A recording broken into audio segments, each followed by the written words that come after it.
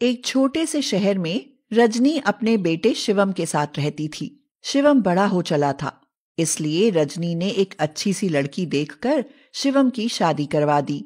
Nancy बहू, बेटा ये ले घर की चाबियां, अब तुझको ही पूरा घर संभालना है। बाकी शिवम तुझे इस घर के सारे तौर तरीके समझा देगा।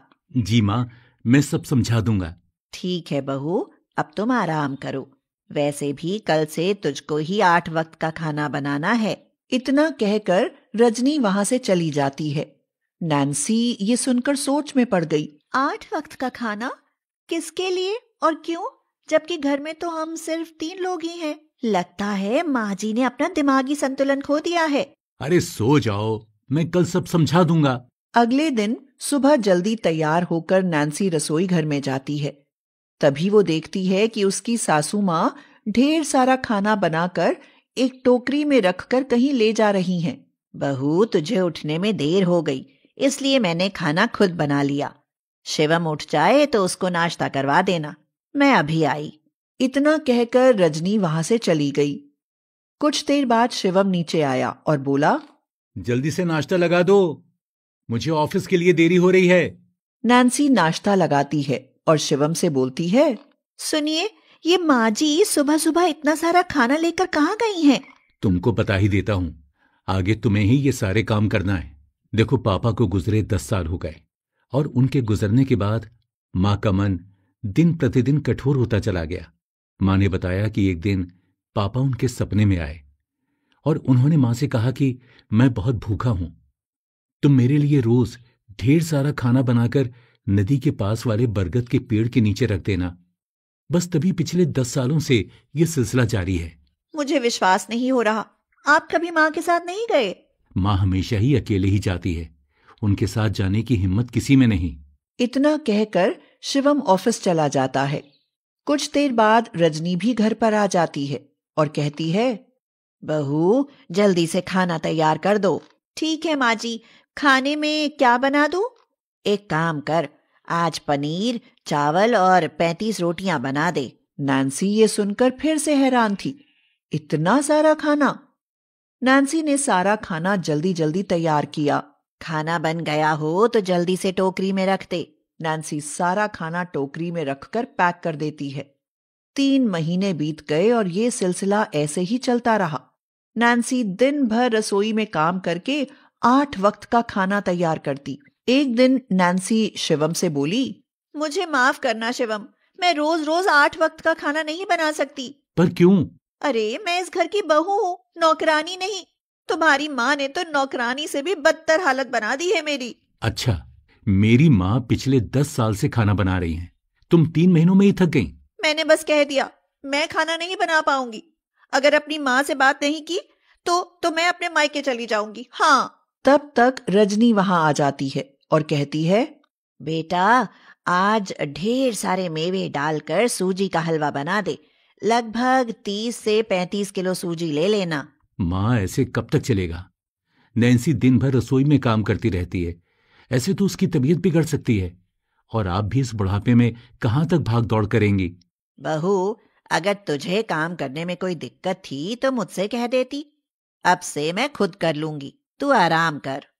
माँ जी, ऐसी बात नहीं है, मैं तो बस इसलिए बोल रही थी, कहीं आपकी तबीयत खराब ना हो जाए। कुछ दिन बीत गए। रजनी सारा खाना खुद से बनाने लगी। उसने गुस्से में नैन्सी को रसोई घर में आने भी नहीं दिया। एक दिन रसोई में खाना बनाते वक्त रजनी की तबीयत खराब हो गई और वह बेहोश हो गई। अरे माँ जी, क्या क्या हुआ आपको? सुनिए, जल्दी से यहाँ आइए, माँ जी अचानक बेहोश हो गई हैं। शिवम माँ को उठाकर उनके कमरे में ले जाकर उनको उनके बिस्तर पर लिटा देता है। मैंने आपसे बोला था ना कि माँ अपनी तबीयत खराब कर लेंगी। अगर तुम रोज आराम से 8 वक्त का खाना बना लेती तो आज माँ की ये हालत नहीं होती। हाँ, सारी गलती तो मेरी है। कुछ ही देर में रजनी को होश आ जाता है। होश में आते ही रजनी बोलती है, बहू जाकर खाना बांध दे, मुझे खाना लेकर जाना है। माँ, आप कहीं नहीं जा रही हैं, अब से आप सिर्फ आराम करेंगी। अरे मुझे कुछ नहीं हुआ, बस थोड़ा सा चक्कर आ गया था। बहू, तू मेरी बात सुन, जाकर खाना बांध दे। नैन्सी जाकर सारा खाना बांध देती है और रजनी खाना लेकर चली जाती है। आज मैं सच पता लगा कर ही रहूंगी।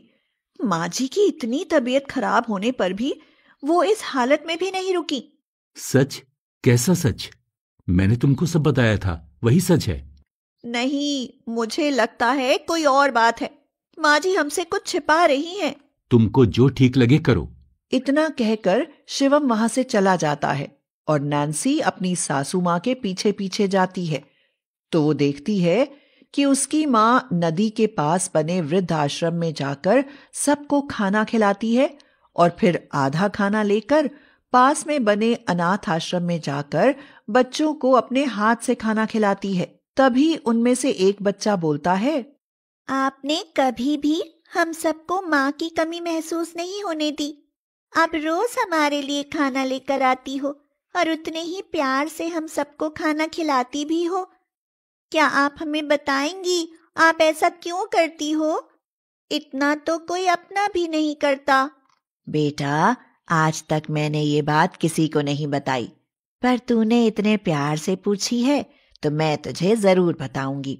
जब मैं केवल 8 वर्ष की थी ना, तभी मैं अनाथ हो गई थी। तब मेरा साथ किसी ने नहीं दिया। मुझे कभी भी माँ का प्यार नहीं मिला। किसी से मदद मांगी तो उन्होंने गलत नजर से देखा और छुआ। सिर्फ फायदा ही उठाना चाहा। मैं वृद्ध आश्रम इसलिए जाती हूँ क्योंकि वहां मुझे माँ का प्यार मिलता है। वहां मेरी माँ है जो मुझे प्यार से खाना खिलाती हैं। अच्छा, अब बहुत सारी बातें हो गई। अब मैं चलती हूँ, कल फिर से आऊंगी। नैन्सी ने छिपकर ये सब देखा और सब की बातें सुनी। उसकी आंखें भर आईं और वो रोने लगी। उसको अपनी गलती पर पछतावा हुआ। अब नैन्सी चुपचाप घर वापस चली आती है। अगले दिन सुबह नैन्सी अपनी सासू माँ से भी जल्दी उठकर बहुत सारा खाना तैयार करके बांध देती है। तभी रजनी वहां आती है और हैरानी से पूछती है, अरे आज तू इतनी जल्दी उठ गई? तेरी तबीयत तो ठीक है ना? हाँ माँ जी, मैं बिल्कुल ठीक हूँ। माँ जी, मुझे माफ कर देना, मुझसे गलती हो गई। अब से मैं रोज सारा खाना बनाकर बांध करके रख दूंगी। इतना कहकर नैन्सी तेज तेज से रोने लगी। रजनी नैन्सी को माफ कर देती है और उसको गले से लगा लेती है। वहीं पीछे खड़ा शिवम ये देखकर बहुत खुश हो जाता है।